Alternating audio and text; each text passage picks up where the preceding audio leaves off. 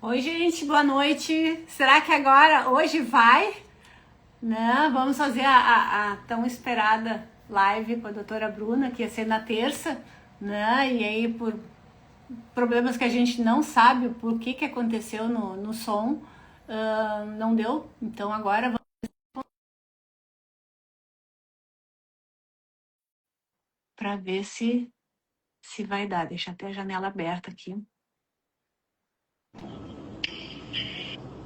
Será que vai dar hoje? Tem que dar, fizemos um teste mais cedo, né? Deu E estava certinho. funcionando. Senão o YouTube agora já está preparado. Já está tudo a postos, né? Sim. Até vamos pedir para o pessoal que está entrando, se alguém puder dizer que está nos ouvindo direitinho, né? Se não tem nenhum problema de retorno.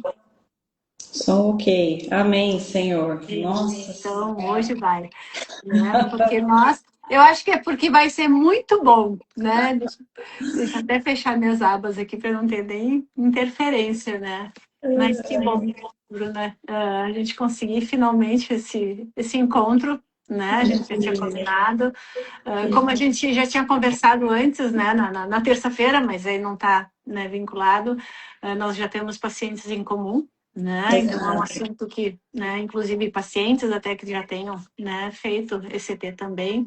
Uhum. Então, eu acho que é muito interessante, é um assunto que tem muito medo, tem muito tabu, tem muita dúvida, tem muito erro, né? Que eu acho que é bem conveniente essa nossa conversa, né? E é um procedimento muito pouco indicado, né? Na Ex- prática, assim. Ele é Exato. subutilizado, né? Um procedimento tão importante que ajuda pacientes assim, num momento tão difícil e que é tão pouco prescrito, né? Então, acho que vai ser interessante tirar os tabus e incentivar mais as pessoas a procurarem pela ECT no Eu acho momento que adequado.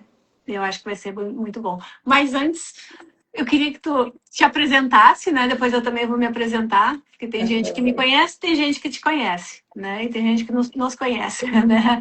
Então seria uma coisa boa para apresentar e aí a gente vai, né, conversar, fazer um papo muito bom, muito descontraído sobre um assunto para lá de importante. Sim, eu gosto muito de um bate-papo, né? De tirar dúvida, não sou tão formal na hora que eu vou dar aula, então eu gosto mesmo de Sim. bate-papo e Até as pessoas live. fiquem à vontade, né, de fazer Exato. perguntas, né, ao longo da conversa, a gente passa. Bom, então vou falar rapidamente aqui um pouco da minha trajetória, que não é uma trajetória tão usual, né? Porque eu não sou psiquiatra de formação, e acho que a maioria das pessoas que não me conhecem estão aqui e falam, ué, mas o que a Bruna está aqui falando, né? De ECT, de transtorno bipolar grave e não é psiquiatra, então eu vou trazer rapidinho a minha história para chegar nos transtornos do humor. Então, eu sou médica, né? Estou formada há quase 14 anos, me formei pela Universidade Federal de Santa Catarina, lá em Floripa. Quando eu terminei a faculdade, emendei logo a residência de clínica, achava que eu ia seguir outra área na medicina. Me desencantei no final da residência, resolvi pensar o que eu vou fazer da vida e fui fazer uma pós-graduação em psiquiatria e ali meu olho voltou a brilhar ali com a medicina. Foi uma pós bacana, uma pós onde eu tinha prática, onde eu tinha uma teoria bacana, mas eu saí com a sensação de que estava faltando alguma coisa, de que eu precisava aprofundar naqueles pacientes mais graves, mais refratários. E fui atrás de alguma especialização, algo que pudesse preencher essa lacuna, onde eu encontrei o Gruda, que é um grupo de pesquisa, né, dentro do HC, das suas clínicas lá do IPQ, um grupo bastante antigo, tem mais de 40 anos, tradicional. E ali eu fiquei um ano acompanhando clínicos muito experientes, professores muito renomados, e fui entendendo que aqueles pacientes que eu achava que eram depressivos refratários, na verdade eles não eram depressivos refratários, eles eram pacientes bipolares que não tinham diagnóstico, né? Então, foi muito interessante para abrir meu olho em relação a diagnóstico, quão é difícil, a espectro, mas também para tratamento, né? Que eu acho que é justamente o tema que a gente vai falar aqui. Então, hoje o meu trabalho é basicamente com transtorno bipolar, atendo pacientes que já vêm muitas vezes encaminhados com diagnósticos e dou algumas aulas de supervisão junto com uma parceira que é a Karine e divido minha atividade profissional nesses dois campos. É isso. Uhum. Bom. né? E até para dizer, o MPQ é lá no HC de São Paulo, Isso, de né? São Paulo, exato, nas pós-clínicas da Faculdade de Medicina da USP. Ele comentou, né, Floripa, daqui a poucas pessoas, né, que são, né, de outros estados, né, para Ah, não, tentar eu entender. voltei. Eu sou de São Paulo, eu me formei em Santa Catarina, eu voltei para São Paulo, fiz clínica médica em São Paulo, pós em São Paulo e o Gruda lá em São Paulo também. Então, tá. Bom, eu sou psicóloga, né? Eu trabalho basicamente com pacientes com transtorno bipolar, mas minha história também teve né, um viés. Originalmente, eu sou enfermeira, Ah, né? é? Não sabia. Que interessante. Né? Trabalhei muitos anos na enfermagem, né? Como enfermeira assistencial, né? Na área de CTI, de emergência psiquiátrica, né? Dali eu migrei sendo consultora da Unesco e Uhum. sempre a psicologia batendo, aí chega um momento assim, tá, chega, né? Chega dessa visão e eu vou buscar outras coisas e fui, né? E a partir daí eu entrei para a psicologia e cá estou. Né? Então, vinculado sempre, né, essa meu desejo, né, que tem da enfermagem, da parte assistencial, que nunca sai. Eu sempre digo, eu deixei de ser enfermeira, mas a enfermagem não saiu de mim, né? Então, tive na época, até agora, me lembrando de pacientes que chegaram a fazer ICT, chegaram a fazer, né, vários tratamentos como internação. E dali eu vim estudando, fiz meu doutorado em neurociências na área de ansiedade, né? Uhum. E agora estou, né, trabalhando diretamente, como eu disse, diretamente com pacientes com transtorno bipolar. Né? E cá estamos trocando pacientes e todas ideias, né? Sempre, né? Com uma supervisão também maravilhosa, né? Se tem colegas Obrigada. aqui, indico, né? Obrigada. Né? É uma dupla muito boa que tem. Então vamos lá, né? Trabalhar e conversar, né? Não é nem trabalhar e conversar sobre um assunto que é bem, digamos, nebuloso, vamos dizer assim, porque, como tu mesmo disse, ele é pouco prescrito, ele é pouco indicado, não sei, né? Até, lógico, tem algumas questões que tu vai nos apresentar, mas eu acho que antes da gente ver, entender um pouquinho, duas perguntas que aí eu acho que tu me diz qual é o mais indicado de começar. Né? Geralmente é indicado para pacientes que são refratários, que têm uma certa resistência, né? Principalmente com um polo mais depressivo, né? E também a ECT, o que é ECT? Então, eu não sei qual é a explicação melhor, falar sobre depressão, as refratariedades ou sobre o que é realmente a ECT, porque a ECT também tem aquela visão, né, de filme totalmente distorcida. Eu vou falar um pouco dessa questão do estigma um pouco mais para frente, mas eu acho que é interessante, antes de falar da ICT, falar da indicação, né? Que são pacientes ou no estado muito grave, com risco de vida, ou pacientes que têm um quadro refratário.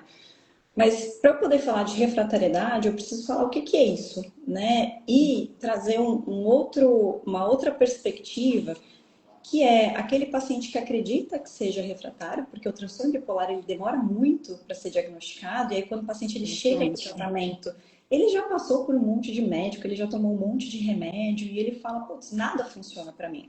Então ele já vem com a percepção de que ele é um paciente refratário. E muitas vezes ele não é um paciente refratário, ele simplesmente não recebeu um tratamento adequado para o transtorno que ele tem, e uma parte difícil é, às vezes o paciente ele recebe o diagnóstico, mas ele não recebe um tratamento adequado mesmo com o diagnóstico e não melhora. Então, só aqueles pacientes que são bipolares, que têm o diagnóstico, mas com tratamentos totalmente inadequados, com estados mistos com uso de muito antidepressivo, e não vai melhorar. Então, não é porque ele é refratário, é porque esse tratamento não está adequado. E tem um outro subtipo, que seria aquele paciente que acha que é refratário porque ele não tolera efeitos colaterais. Ele não é refratário. Ele está pulando de tratamento em tratamento porque ele não está aguentando efeito colateral. Mas paciente realmente refratário é aquele que trata por um tempo adequado, progride até a dose máxima tolerada e não teve eficácia. Então, esse paciente que fez isso pelo menos 2 vezes, nós iremos considerar sim como um paciente refratário. Mas a maioria dos pacientes que acham que são refratários, eles não são de fato refratários. E aí a gente entra nessas indicações, né, da ICT. Eu até fiz um guiazinho aqui para não esquecer de falar. Então, por exemplo, lítio, que é uma medicação muito prescrita, a gente primeiro precisa alcançar uma glicemia alvo. Isso leva, às vezes, um mês e meio para a gente chegar nessa glicemia e esperar 6 semanas do efeito do lítio depois que você alcança a dose alvo. Então, se você toma lítio um mês com glicemia de 0,5, não resolveu, não dá para falar que você é refratário, certo? Então, basicamente são duas as maiores indicações da ICT, como a gente já falou. Os pacientes que estão em risco de vida por um transtorno psiquiátrico muito grave, ou aquele paciente que teve inúmeras tentativas e o paciente realmente não responde, tá? Dentro das indicações, quais são os transtornos que têm uma eficácia em relação ao ICT? São os transtornos do humor, tanto depressão unipolar quanto o transtorno bipolar.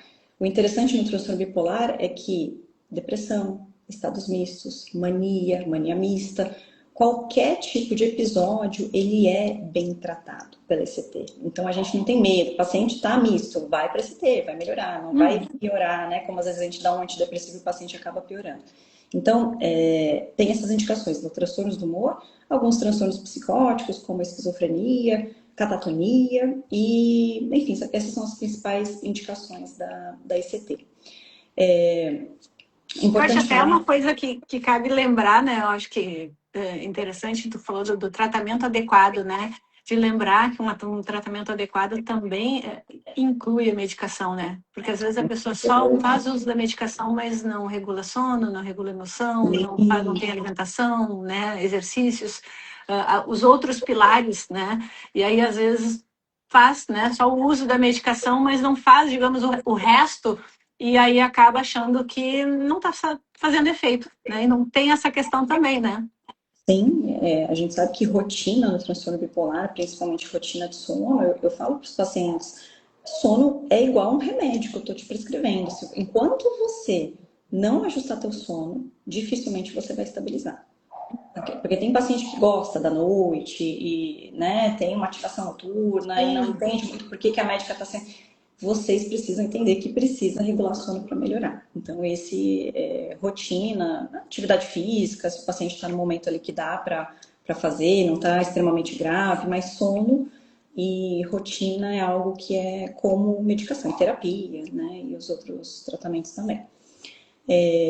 Então, voltando aqui, né, sobre a indicação. Então, a gente falou das indicações, que normalmente são episódios graves ou refratários. E o que a gente precisa fazer, né? Então, fui na médica, a médica falou que eu estou muito grave, que eu teria indicação de CT. Qual que é o passo a passo que a gente faz para o paciente até ele chegar na ECT de fato? Então, primeiro, é como se o paciente fosse fazer uma pequena cirurgia. Ele vai passar ali com um clínico ou um cardiologista, ele vai fazer uma avaliação básica de saúde, se for um paciente jovem, exames de sangue, um eletrocardiograma e pronto. Se for um paciente mais idoso, com alguma comorbidade, talvez precise fazer um exame ou outro a mais, mas de forma geral um clínico ou um cardiologista. Normalmente, em muitos lugares, pede-se uma avaliação odontológica, né? Então passa com um dentista, avalia se está tudo certo, né? Por conta da rigidez que os pacientes têm durante o procedimento, então o risco ali se não tiver tudo certo com a arcada dentária. E é muito comum que o médico prescritor não seja aquele que... É muito comum, não. Na maioria dos lugares, o médico que prescreve, que indica, não é quem vai fazer o procedimento. Então, na maioria dos lugares, você passa com um psiquiatra do serviço, que é um psiquiatra especialista em ECT, que vai falar, sim, você está apto, vou indicar, e a gente vai começar com tantas sessões. Então, tem toda uma avaliação pré-ECT, que é feita antes de você ir, né, para o tratamento de fato. Tem no dia das sessões, né? Você vai precisar ali de fazer jejum, né? Então, o jejum é como se eu fosse fazer uma endoscopia. Eu vou ter que ficar 8 horas sem comer nada, deixar para tomar alguns remédios, a gente precisa suspender na véspera, no dia, mas a maioria a gente continua usando, exceto o Rivotril, algumas medicações que podem atrapalhar a eficácia do tratamento, tá? O tratamento em si, ele é muito rápido, né? A sessão em si, ela dura segundos. Então, o paciente, ele é, primeiro, sedado. Então, aquela ideia que as pessoas têm dos filmes de que é algo meio punitivo, para a pessoa sentir dor, é totalmente inadequado, porque hoje em dia esse procedimento ele é feito com o paciente sedado, com relaxante muscular, muito rápido. O procedimento em si dura segundos, né? Só mais é o preparo de É o tudo que leva. preparo, a recuperação pós, né, sedação, isso leva um pouquinho mais, mas o procedimento em si é muito rápido. E são acoplados, né? Então, o que, que é o procedimento em si da ICT? São colocados eletrodos no cérebro, a gente tem, variam as localizações, pode ser unilateral, pode ser bilateral, isso a depender do paciente, acho que aqui não cabe muito a gente entrar em técnica, mas são colocados os eletrodos e é disparada uma corrente elétrica devagarzinho, né? Começa muito devagar e você vai subindo até encontrar o limiar convulsivo, que cada paciente vai ter o teu. Então, vai aumentando até o momento que o eletroencefalograma está monitorando e ele consegue dizer, olha, esse paciente entrou em crise convulsiva, né? Que o paciente está, né, visivelmente tendo manifestações ali de uma crise. Até porque Então, ele está com o uso do relaxante muscular, né? E a exato, sedação. isso. Então, o procedimento ele é monitorado, você encontra na primeira sessão qual é esse limiar convulsivo e a depender da técnica, se é bilateral, se é unilateral, a quantidade de carga vai variar de acordo com esse limiar, né? Se vai ser 2,5 vezes, se vão ser 5, 6 vezes, a depender da técnica que for utilizada. O procedimento, então, ele é muito rápido, essa corrente elétrica, né? Isso vai desencadear uma crise convulsiva controlada, muito rápida, e o paciente terminou o procedimento, vai para a recuperação anestésica e daqui a pouquinho acorda, vai para casa e tá tudo certo. O pós, né, procedimento, ele costuma ser muito tranquilo. Nas primeiras sessões, é comum que alguns pacientes relatem dor muscular, então um pouco de dor no corpo, uma dor às vezes em mandíbula, mas não é nada Geralmente insuportável, a nada. primeira, segunda sessão, né? Depois vai Exato. entrando. E assim, toma uma dipirona, eu já oriento, ó, se tiver dor, já pode tomar uma dipirona para não ficar se sentindo incomodado. Um dos efeitos colaterais mais temidos, né, pela maioria das pessoas que são indicadas ali a sessão de ECT, é a questão da memória, né? Porque de fato é um efeito colateral frequente, mas não é, para a imensa maioria dos pacientes, não é permanente. Então, enquanto o paciente está fazendo as sessões, a memória recente, a memória tardia, ela fica assim mais prejudicada. O paciente fala, nossa, eu estou esquecendo assim a palavra que eu vou falar, coisas que acabaram de acontecer. Mas à medida que o paciente vai começando a espaçar essas sessões de ECT, a memória ela vai devagarzinho voltando, à medida que a doença vai melhorando. Porque tem isso, né? A própria depressão, a própria mania, eles também causam prejuízos cognitivos. Então, o quadro de base melhorando, as sessões sendo espaçadas, aos poucos essa memória ao longo de semanas, meses, ela vai voltando. Então, esse é um grande... As pessoas, assim, têm uma má impressão da ECT justamente por conta da memória, né? Pela memória e por essa questão Sim, mais achar que é uma coisa estigmatizada. definitiva, né? Exato, e não é, tá? Então, é um procedimento seguro. Ah, quais são os riscos ali durante o procedimento? É um risco baixo, né? Que nem quando você vai fazer uma cirurgia, você não vai fazer uma endoscopia. Tem um risco? Tem um risco. Mas é um risco baixo se você tiver passado por um médico, feito toda a avaliação pré-sedação. Então, é um baixo risco o procedimento em si, tá? Então, assim, de pós, realmente as maiores queixas são essas: dores musculares, dor de cabeça. E uma dúvida grande dos pacientes tá, por quanto tempo que eu vou precisar ficar fazendo esse tratamento? A gente divide em duas fases o tratamento da ICT. Então, a fase mais inicial, para o paciente sair ali daquele quadro mais agudo, e a fase de manutenção. Então, a fase inicial, normalmente, indica-se 2 vezes por semana, pode ser até 3, e a quantidade de sessões varia, normalmente 12 sessões, mas pode ir até 20 sessões essa primeira parte. E aí, o que que a gente avalia? Ah, o paciente melhorou, o paciente está quase entrando em remissão, beleza, a gente vai para uma fase de manutenção. E aqui tem um grande erro que muitos pacientes acabam cometendo, que é, ah, vou parar. Né? Melhorei, eu tô bom, eu saí daquele quadro gravíssimo, e aí eles interrompem de uma Sim, porque vez já sem fazer está tolerável, né? Então não preciso tô mais. melhor, já não tô naquele estado gravíssimo, tô conseguindo tocar, e aí abandonam o tratamento. E a chance desse paciente daqui a algumas semanas, meses, voltar a ter é muito grande.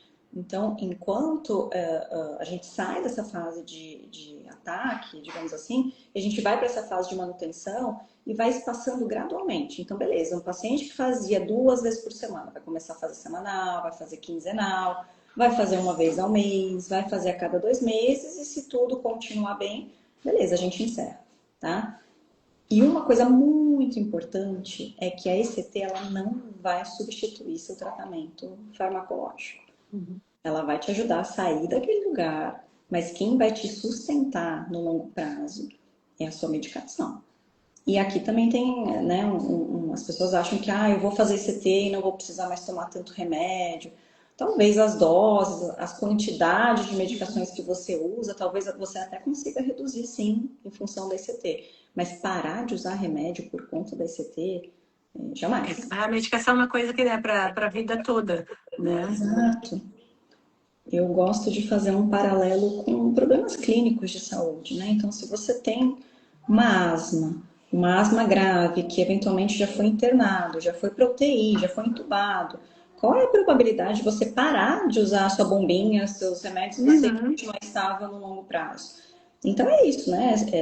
A gente precisa entender que é uma doença que é altamente recorrente, mesmo que você tenha saído rápido com uma ECT, o tratamento ele vai ter que ser mantido com as medicações orais. Interessante que às vezes é perceptível, né, a mudança já na primeira, segunda sessão, né? Então aí às vezes a pessoa pensa em até reduzir porque já está melhorando, né? É muito rápido, é assim, eu já tive a oportunidade de prescrever CT para vários pacientes e é impressionante, assim, não tem nada que a gente veja a mesma velocidade, a mesma eficácia, né? Então, os outros tratamentos são todos comparados a ECT. Então, ECT seria o padrão ouro do Uhum. tratamento, né? Porque nada se compara à eficácia da ECT. Então, ela é rápida, ela é altamente eficaz e dificilmente um paciente que está ali na metade do tratamento já não está assim, com uma percepção de que, nossa, eu estou muito melhor. Então, não tem algo comparável a esse T. E eu brinco assim, brinco não, né? Não é assunto para brincadeira, mas se um dia eu tiver um episódio depressivo grave, eu não tenho dúvidas que se eu não responder, assim, no primeiro, segundo tratamento, eu quero IPCT, porque é algo que, quando você vê os milagres que acontecem na ICT, você fala, gente, isso aqui é surreal. Então, por mais que seja antigo, foi aprimorado as técnicas, Uhum. Sim. mas continua sendo, é que nem lítio, né? O lítio é o mais antiguinho de todos, não é Ah, o que melhor, ótimo.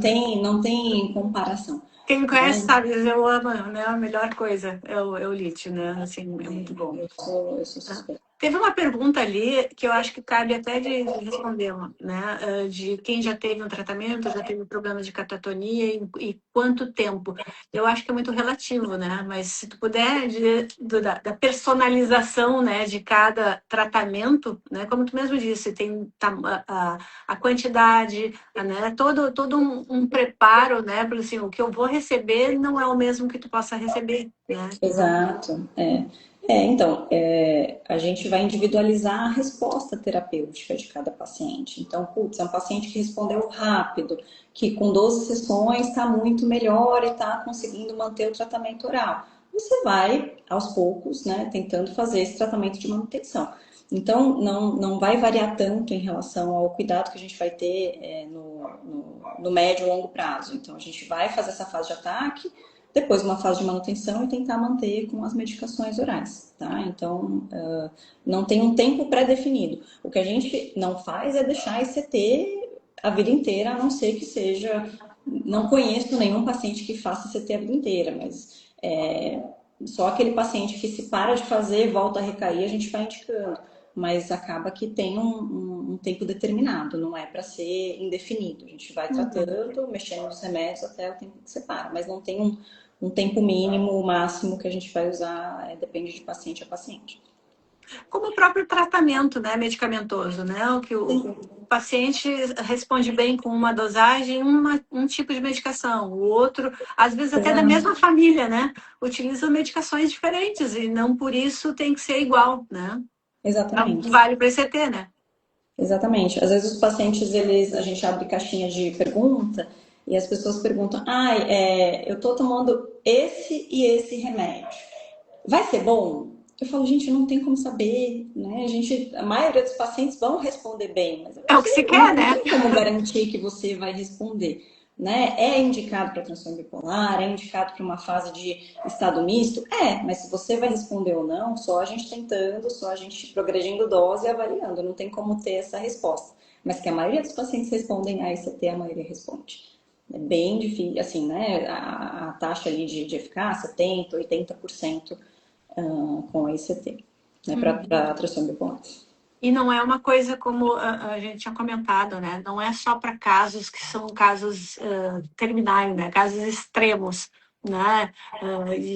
Que não vale, né? Seria assim, é um tratamento de passado, né? Como dizia ser antigo, né? Então é uma coisa que está obsoleta. Eu acho que é bem pelo contrário, né? Não, eu acho que isso jamais é a mesma história do lítio que a gente acabou de falar, é um remédio antigo, é primeira linha. Então, esquece esse negócio de que é antigo.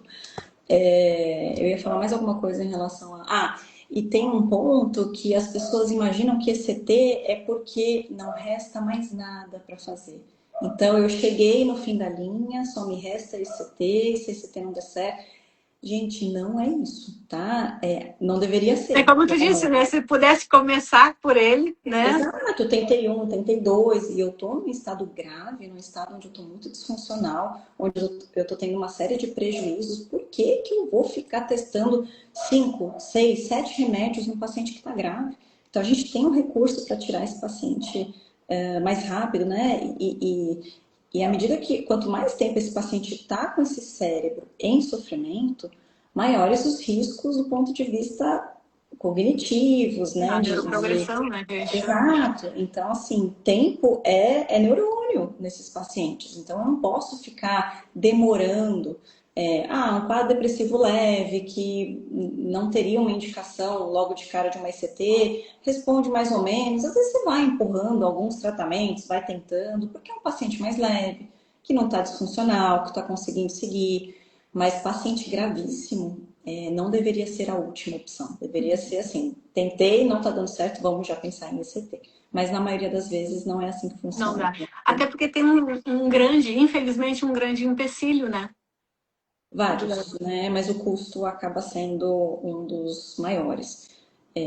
A ECT, ela tem um custo elevado, né? Cada sessão, e aí quando você junta um pacote ali de 12, 20 sessões na fase de ataque, mais fase de manutenção, dependendo do lugar, né? Lugares mais baratos, que eu vi recentemente, faixa de 1.000 e poucos reais a sessão. Lugares mais caros, mais de R$ 2.000. Então, difícil uma pessoa que não tem um poder aquisitivo mais alto conseguir bancar um tratamento desse. E no SUS é basicamente assim, é impossível. Né? Se você não tiver no hospital escola que tenha o equipamento, ou que de repente você está num protocolo, num projeto de pesquisa que está fazendo uma comparação de ECT com alguma outra coisa, ou eventualmente alguns convênios, não todos, mas tem convênio ou outro que acaba liberando, porque imagino que, né, não sei. Acho que o custo eles devem fazer, né? O que vale Exato. agora e conforme a idade, o que vai custar ao longo do tempo, né? Digamos, com comorbidades e mantendo, digamos, a doença, às vezes para eles, né? Vale a pena. Né? E não só de longo prazo, mas o próprio custo de uma internação hospitalar de um paciente com ideação suicida, por exemplo. Né? Então, não são pacientes que ficam uma semana internados, são pacientes que às vezes vão ficar meses. Então, o custo disso para o plano, em relação a um tratamento altamente eficaz, que é caro, mas que vai diminuir comorbidades, diminuir hospitalização, realmente alguns planos acabam aceitando, mas que não é, a maioria não é. Então, essa é a grande limitação, eu diria hoje, da ICT, que é esse custo. Eu moro em Porto Alegre e tenho aqui o Hospital de Clínicas, e o Hospital de Clínicas tem, né? Uhum. Mas é todo um protocolo para conseguir chegar nele, né? Porque, assim, muito mais pessoas precisariam do que tem disponível, né? Mas é um caminho a seguir. E até, digamos, das pessoas que têm essa necessidade de avaliar, né, na sua região, o que tem aí possa ter de recursos, porque às vezes até possa conseguir, né? Assim, eu já tive paciente no interior de São Paulo, que não é de cidade grande, mas que conseguiu judicializar consultas. E aí Isso. conseguiu fazer num hospital escola, eu não lembro se é Botucatu, acho que Botucatu, não Unesp. E conseguiu fazer, mas é bem difícil. Então, É. normalmente os pacientes ou fazem particular ou têm um plano de saúde muito bom. Eu só tenho um que conseguiu judicializando.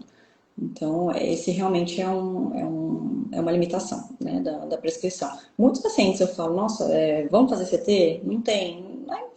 Não tem como Uhum. prescrever um tratamento desse com um paciente que não consegue manter. Sim, E ou muitas vezes até mesmo paciente começa, disfuncional. né, e não consegue nem dar seguimento em função do custo, que é um Exato. custo elevado, e acaba abandonando, e muitas vezes até a falta de estímulo, o desânimo de não deu certo, nem isso deu certo, então o que eu preciso fazer? Né? Então, aderir a outros tratamentos acaba ficando até mais difícil, porque acabou parando de uma coisa que poderia dar certo, né? E não fez.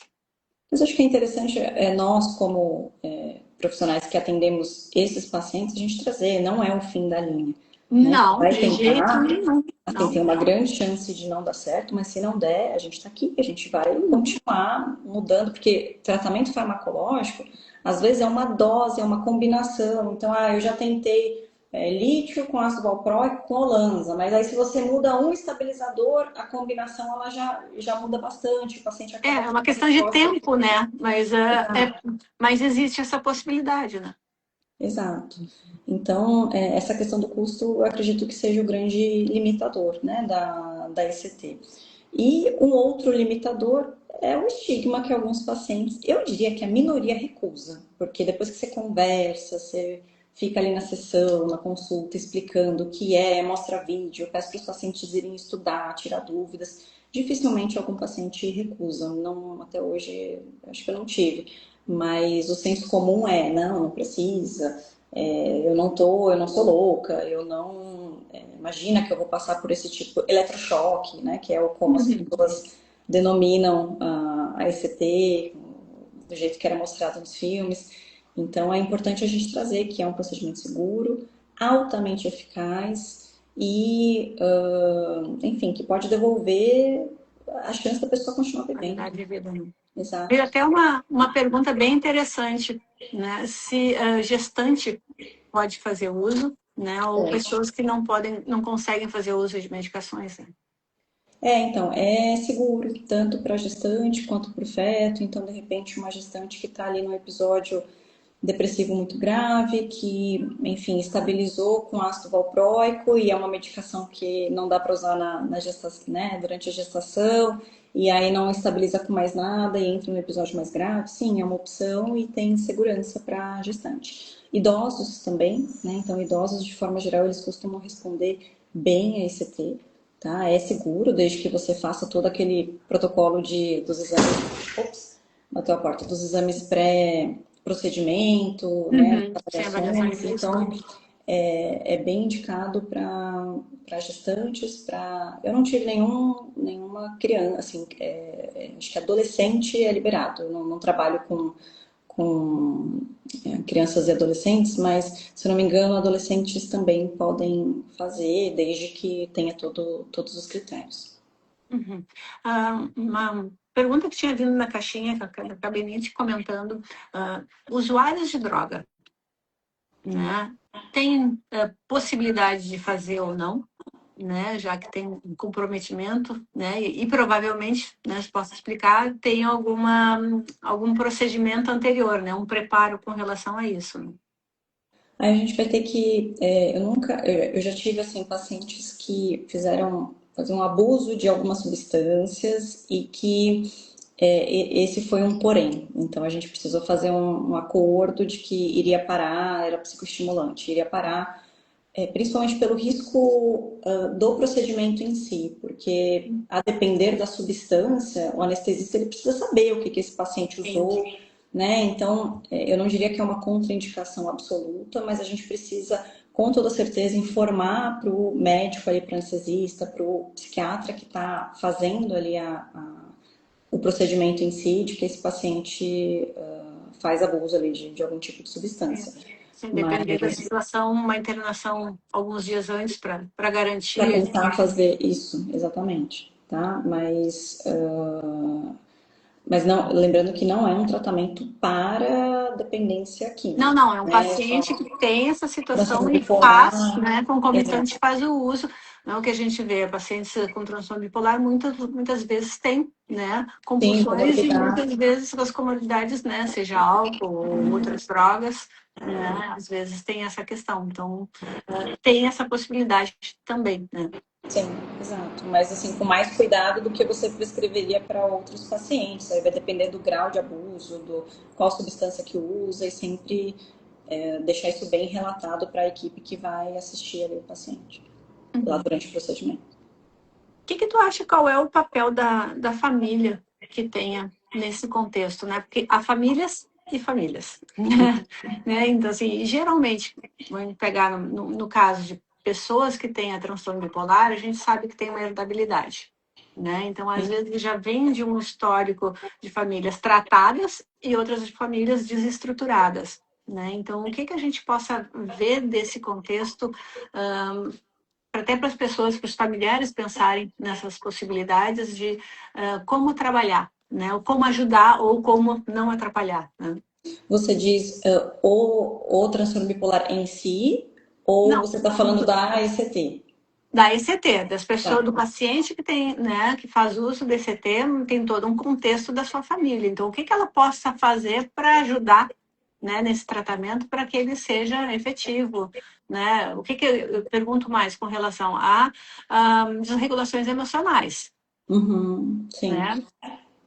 Primeiro, como é algo muito desconhecido para um leigo, acho que o primeiro ponto é o profissional chamar essa família para conversar e tirar todas as dúvidas. Não dá para ir para uma ECT inseguro, será que eu devo, será que eu não devo? Você tem que estar firme com o teu médico de que essa, de fato, é uma das melhores opções.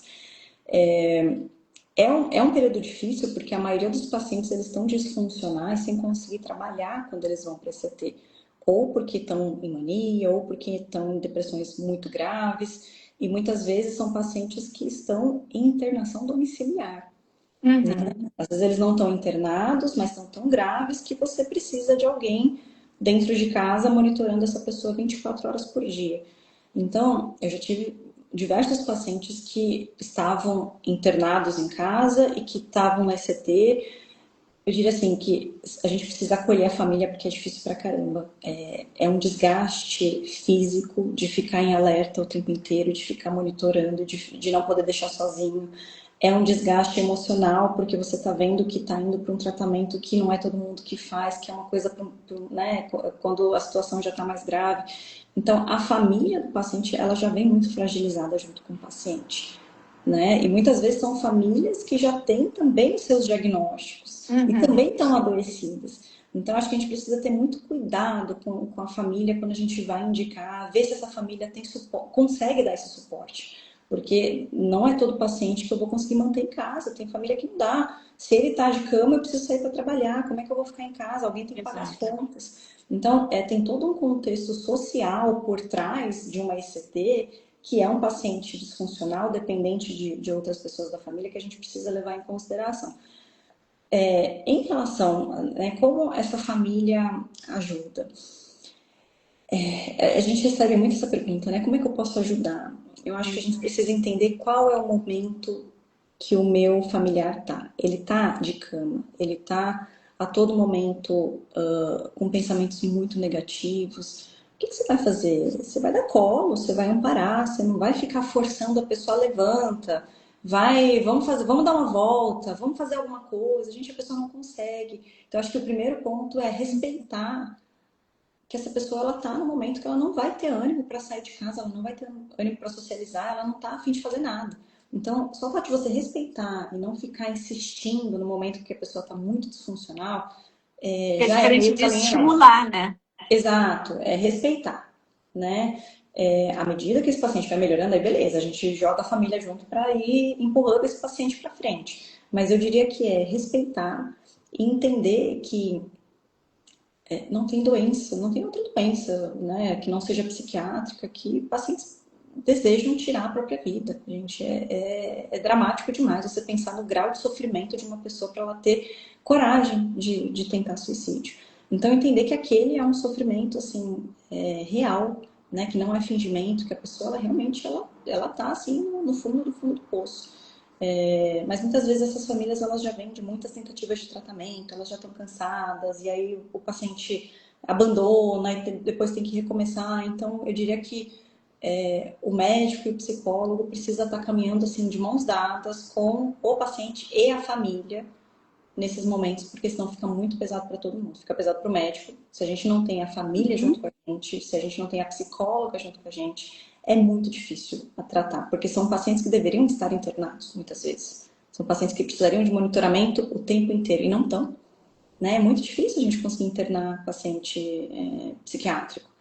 Quantas vezes eu já tive paciente que teve tentativa, foi para o hospital e foi mandado para casa. Então a gente Sim. precisa cuidar desse paciente que está muito grave, de uma forma mais ambulatorial, né? Atendendo a cada 15 dias, falando quase todos os dias. Mas é isso, assim, eu diria que a resposta é mais assim, a gente entender quais são as dificuldades dessa família e conseguir propor soluções junto com cada família. Mas, de forma geral, são famílias que estão muito cansadas também e que a gente precisa dar esse suporte para eles conseguirem suportar esse momento junto com os pacientes. Uhum. Até a família também procurar, né, outros como diz, suportes, né, externos para conseguir se juntar um pouco de força suficiente para poder lidar. Né? E até mesmo assim, pacientes que já estão um pouco melhor, até saber o que possa estimular. Né? Como diz, levar para a rua. Às vezes começa, né, para voltar, mas ele tem uma etapa que tem que ser respeitada. Né? A partir do momento que começa a melhorar, então tá, vamos estimular. Como a gente pode estimular? Seja de uma interação social positiva ou até mesmo brincadeiras lúdicas dentro de casa. Né? Eu sempre falo, não, brinca com a família de quebra-cabeça, está fazendo um exercício cognitivo para melhorar até as condições cognitivas, né? Buscar quebra-cabeça, jogos, né? Coisas que tu possa ser estimulado e tu consegue voltar também ao teu padrão de memória, quando existe questões de memória, de interação social positiva, para se reinserir num cotidiano, né? Mas respeitando o seu momento, o momento de cada um, né? Como diz. Um possa melhorar na primeira sessão, já começar a ter um quadro de melhora, outros vão demorar um pouco mais. Mas nesse processo, a família também interagia, no paciente saber que quem está ali, né, está dando todo um apoio. Às vezes esse vamos puxar vamos tirar esse pijama, vamos escovar o dente hoje. Às vezes é isso que Exato. o paciente dá conta. Vamos conseguir fazer café, almoço e E janta? já está de É o ótimo básico. tamanho, né? Exato. Assim, um passinho de cada vez, né? Um tijolinho cada vez vai se construindo e vai conseguindo fazer. Hoje eu consegui só levantar, amanhã eu escovo os dentes, amanhã eu escovo os dentes e molho o rosto e por aí vai. Como cada caso sendo um caso, né? Exato, exato. Então é isso, assim, eu acho que psicólogo, médico, e família e paciente tem que estar assim todo mundo junto, porque senão a corda ela acaba estourando para algum lado. Né? Não dá. São pacientes muito graves que sozinho a gente não dá conta. A gente precisa dessa equipe multi e cada vez mais eu direciono esses pacientes para quem já tem uma noção do que é transtorno Uhum. bipolar, porque eu preciso de feedback. Por exemplo, uma paciente que está muito grave com ideação, eu preciso de, sem pedir, eu preciso que o psicólogo me dê feedback a cada 2, 3 dias no máximo. Né? Então, se a pessoa ela não tem essa noção de risco, é até mais difícil para a gente acompanhar como médico. Sim. Então, Até porque a família tem um olhar, o paciente também está com um olhar diferente, e as informações daquele momento, elas podem ser só aquela fotografia daquela hora, não do sim. contexto ao longo dos dias, né? E às vezes à noite já está totalmente diferente, Aham. né? O paciente está de um dia de manhã, à noite está de outro, no dia seguinte está de outro. Então a gente precisa dessas fotografias bem descritas quase que a todo momento, atendendo pacientes com transtorno bipolar. Eu acho que a regra seria muita calma, né? E muita, digamos, aceitação do processo, né? Seja o familiar, seja o paciente. Exatamente. É um assunto para lá de interessante, né? Eu sou suspeita, né? É muito. E assim, a ICT, depois que você começa a ver as maravilhas que ela faz, você vira fã e não tem como você não pensar nela, num paciente que está evoluindo ou de uma forma muito demorada ou num episódio muito grave, né? Então, E eu acho que é um procedimento, como tu disse, né? Ainda é um procedimento caro, né? Ainda é um procedimento que praticamente, né, vários planos fazem, no SUSE também, mas eu acho que à medida que as coisas vão sendo mais indicadas, a tendência, e isso a gente vale para qualquer, as medicações no geral, né? Elas começam a entrar num protocolo e elas tendem, né, a ser mais acessíveis, né? Pelo menos o acesso ao hospital, o acesso ao plano, né? Tem um custo elevado, sim, porque tem toda uma estrutura hospitalar por trás disso, não é, né, em si um protocolo, né? São profissionais que estão lá, equipe, tem um anestesista, tem um enfermeiro, tem todo um equipamento de sala própria para isso, né? Então, por isso tem o custo elevado, né? E mas toda a questão. quando a gente pensa em custo, a gente tem que pensar nesses outros custos, né? De internações prolongadas, de internações em UTI por conta de uma tentativa de suicídio. Então, eu vi uma entrevista de um grande pesquisador brasileiro falando que nos países nórdicos o acesso à ICT é muito maior. A ICT ela é muito mais prescrita, justamente porque, do ponto de vista financeiro, do ponto de vista de saúde pública, Uhum. é vantajoso, né? Então a gente deveria pensar dessa forma, mas enfim, acho que a gente ainda está um pouco distante, porque já é um procedimento que existe há bastante tempo e ainda, né, estamos um pouco distante desse cenário aí de indicar facilmente. Enfim, eu acho que a gente poderia ficar mais um tempão falando sobre dificuldade de internação hospitalar para paciente psiquiátrico, enfim, mas me resta ser otimista, mas E confesso assim, que eu não consigo ser muito em relação a isso. e assim, e quem pode fazer, assim, não pense duas vezes. Exato. Se você tem condições, putz, eu tenho uma reserva de emergência. Reserva de emergência é para isso. É para esse tipo de situação. É isso que vai te devolver a capacidade de voltar a trabalhar, de gerar renda, de voltar a viver, de diminuir o risco de mortalidade. Então, quem E tem conseguir, dinheiro. né? Consegue voltar à vida, né, com qualidade, vai lá e vai retomar e de repente tu consegue reaver tudo isso, Sim, né? exatamente. Então, desse trabalho. Bruna, só tenho que te agradecer. Eu acho que foi. A gente Imagina. achou que não ia dar tudo tempo, né, de conversar. Porque eu fiz um negócio meio extenso ali para falar. Tem alguma pergunta aqui? Deixa eu Por ver. favor, pessoal, né? Se alguém Ó, tiver tem uns dúvidas, minutinhos aí, quem quiser mandar né? Tinha pergunta. uma pergunta que a gente falou de quem da gravidez. Deixa eu até ver se eu puxo mais alguma. É a Mulher ansiedade, gestante. como pode ser tratada além do... E a Isso, ansiedade, gente. ela Bote pode ser... bastante coraçãozinho aí para nós. Tem alguém que perguntou a respeito de ansiedade, né? Ah, Como acho pode... que assim, a gente aqui nessa live tá falando sobre CT, CT ela não tem indicação para transtorno de ansiedade, né? Mas muitas vezes os pacientes com depressão unipolar ou bipolar, eles sofrem de ansiedade, beleza. Mas a gente não indica, não tem sim, essa não que indicação seja a como... indicação, né? Por ter Exato. ansiedade vai ser indicado o ECT, A não. ICT, exato. É a depressão, o episódio depressivo ou maníaco, né? Eu tenho várias crises de ansiedade durante o dia, aí Mais uma. cada organismo é um organismo, exato. Então, às vezes, o mesmo remédio, em 10 pessoas pode ter 10 respostas diferentes da gestação. Acho que falamos, né?